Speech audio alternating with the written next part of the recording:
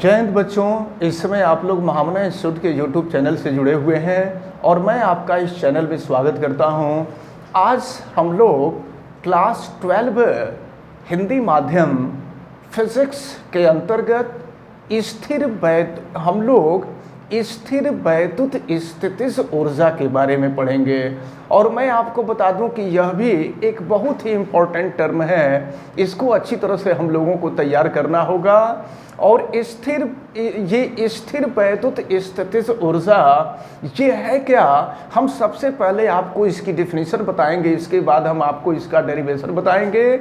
लेकिन इसके पहले मैं आपको बता दूं कि वीडियो को आप लाइक ज़रूर कीजिएगा और इस वीडियो को मैक्सिमम स्टूडेंट तक शेयर कीजिएगा ताकि सभी स्टूडेंट इस इम्पॉर्टेंट टर्म को अच्छी तरह से समझ सकें। बेल आइकन को भी आप प्रेस कीजिएगा और अगर चैनल पे नए हैं और चैनल अगर सब्सक्राइब नहीं किए हैं तो चैनल को आप सब्सक्राइब भी कीजिएगा। और किसी भी प्रकार की कोई दिक्कत समझ में आती है तो आप हमें कमेंट करके ज़रूर बताइएगा। तो चलिए हम शुरू करते हैं स्थिर वैद्युत स्थितिज ऊर्जा। सबसे पहले हम आपको बता दें कि स्थिर वैद्युत स्थितिज ऊर्जा, ये जो स्थिर वैद्युत स्थितिज ऊर्जा है, इसकी डिफिनीशन क्या होती है। देखिए, एक चीज हम आपको बता दें कि अगर आपको आवेशों का कोई निकाय बनाना हो, निकाय का मतलब वस्तु होता है, तो आवेशों का निकाय, और अगर आवेशों के निकाय का निर्माण करना होगा तो इसके लिए हम एक आवेश को कहीं और से लाएंगे और दूसरे आवेश को कहीं और से लाएंगे और ला करके दोनों आवेश को एक दूसरे के पास पास रखेंगे और एक दूसरे के पास पास रखेंगे तो निकाय की रचना होगी। और निकाय की रचना करने के लिए आवेशों को एक दूसरे के समीप जब आप लाएंगे तो लाने के लिए कार्य करना पड़ेगा। और ये जो किया गया कार्य है, यह कार्य ही निकाय में स्थितिज ऊर्जा के रूप में संचित हो जाता है, जिसे हम स्थिर वैद्युत स्थितिज ऊर्जा कहते हैं। लेकिन स्थिर वैद्युत स्थितिज ऊर्जा को हम डिफाइन कैसे करेंगे? अगर इसकी डिफिनीशन लिखनी हो तो डिफिनीशन कैसे लिखेंगे? तो ध्यान से सुनिए, मैं आपको इसकी डिफिनीशन बताने जा रहा हूं।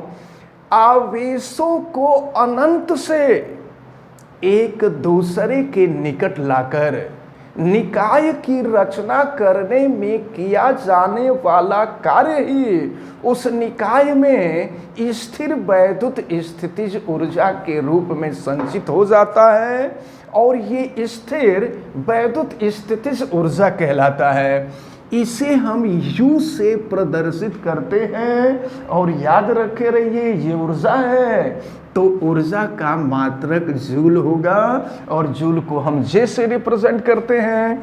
अब हम देखने जा रहे हैं कि स्थिर वैद्युत स्थितिज ऊर्जा का व्यंजक क्या होता है। ध्यान से देखें, हम मान लेते हैं कि कोई बिंदु A है जहां Q1 कूलाम का धन आवेश रखा गया है और इस आवेश से स्मॉल r दूरी पर स्थित कोई दूसरा बिंदु भी है जहां हमें एक दूसरे आवेश को अनंत से लाना है और अनंत से ला करके रखना है और रख करके किए गए कार्य की गणना करनी है।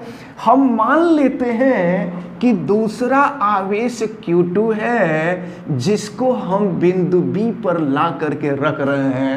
तो सबसे पहले आप जरा देखें, बिंदु A पर Q1 कूलाम का आवेश था, तो जहां आवेश होगा वहां वैद्युत क्षेत्र होगा, जहां वैद्युत क्षेत्र होगा वहां विभव होगा। हम मान लेते हैं Q1 आवेश के कारण उत्पन्न होने वाला वैद्युत विभव V1 है। और एक बात समझ लीजिए, इस V1 का जो प्रभाव है केवल आवेश Q1 के ही चारों तरफ नहीं होगा, ये पूरे एरिया में, पूरा जो क्षेत्र दिखाई दे रहा है, इस पूरे क्षेत्र में विभव V1 का प्रभाव होगा। तो आपको पता है कि बिंदु आवेश के कारण उत्पन्न विभव V = 1/4 pi epsilon not Q upon R होता है।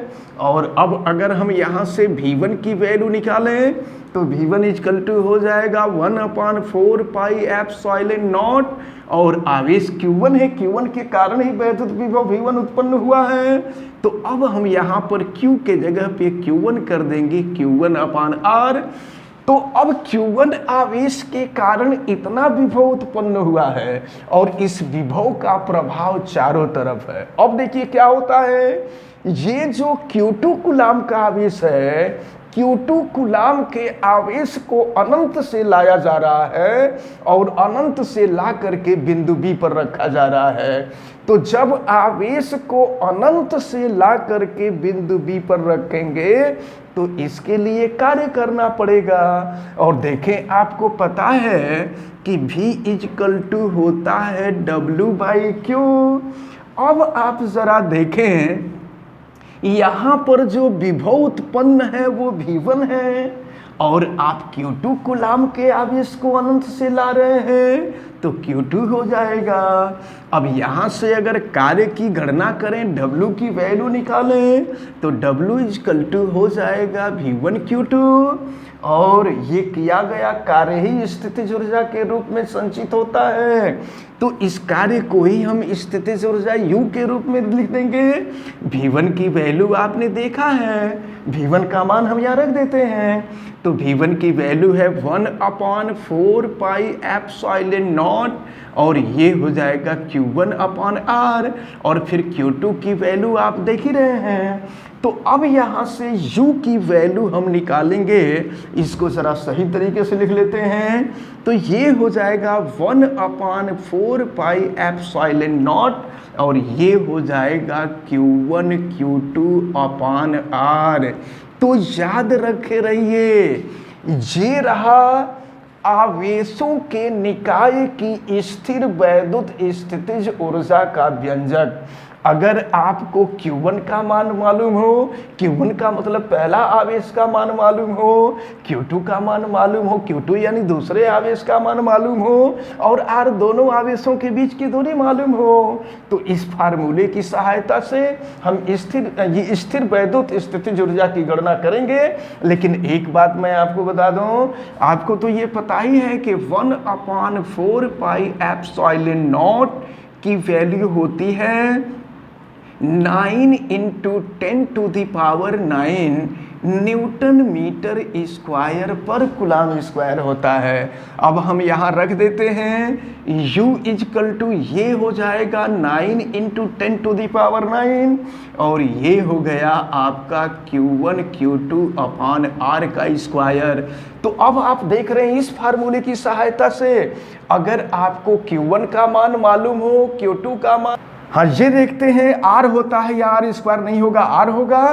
तो अब यहाँ हम देख रहे हैं कि अगर Q1 और Q2 का मान मालूम है, R का मान मालूम है, तो इस फार्मूले की सहायता से हम स्थिर वैद्युत स्थितिज ऊर्जा की गणना कर सकते हैं। लेकिन एक बात आपको ध्यान रखना होगा, इस फार्मूले का हम यूज तब करेंगे जब केवल दो आवेश पास पास हों। अगर दो से अधिक आवेश होंगे तो इसके लिए दूसरे फार्मूले का प्रयोग किया जाएगा। लेकिन एक बात तो आप समझ ही लीजिए कि अब ये दो स्थिर बिंदु आवेशों के लिए या ऐसा निकाय जिसका निर्माण दो आवेशों से हुआ है, ये उसके लिए स्थिर वैद्युत स्थितिज ऊर्जा का व्यंजक है। ये तो तब के लिए था जब केवल दो आवेशों से निकाय का निर्माण हुआ हो। अब मान लीजिए अगर तीन आवेश हो और तीन आवेशों से निकाय का निर्माण हुआ हो और तीन आवेश क्रमशः Q1 Q2 और Q3 हो।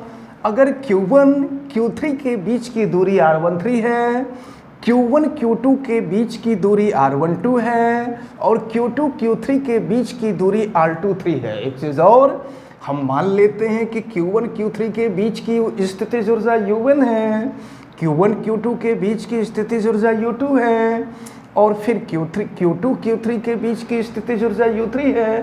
तो जानते हैं क्या किया जाता है, अगर संपूर्ण निकाय की स्थितिज ऊर्जा निकालनी होगी तो दो दो आवेशों के बीच की स्थितिज ऊर्जा निकालेंगे और निकाल करके जोड़ देंगे तो पूरे निकाय की स्थितिज ऊर्जा निकल जाएगी।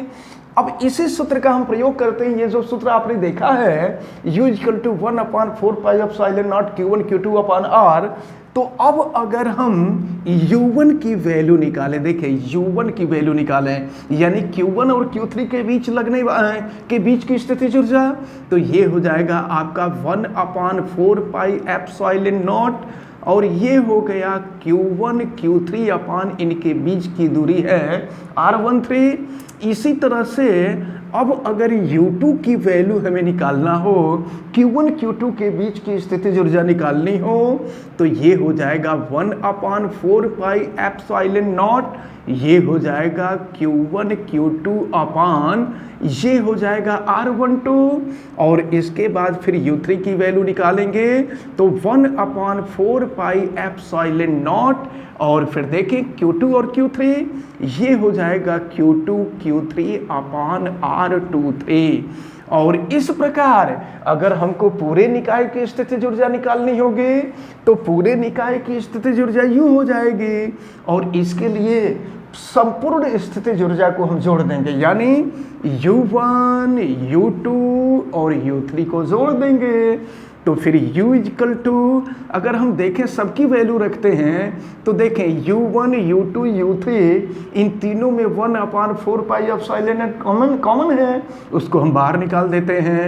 तो 1/4 पाई एप्सिलॉन नॉट हम बाहर निकाल देते हैं, और ये हो जाएगा Q1 Q3 अपान R13 प्लस हो गया ये आपका Q1 Q2 अपान R12 प्लस हो जाएगा Q2 Q3 अपान R23। और मैं आपको बता दूं कि ये तो केवल 3 आवेश के लिए था।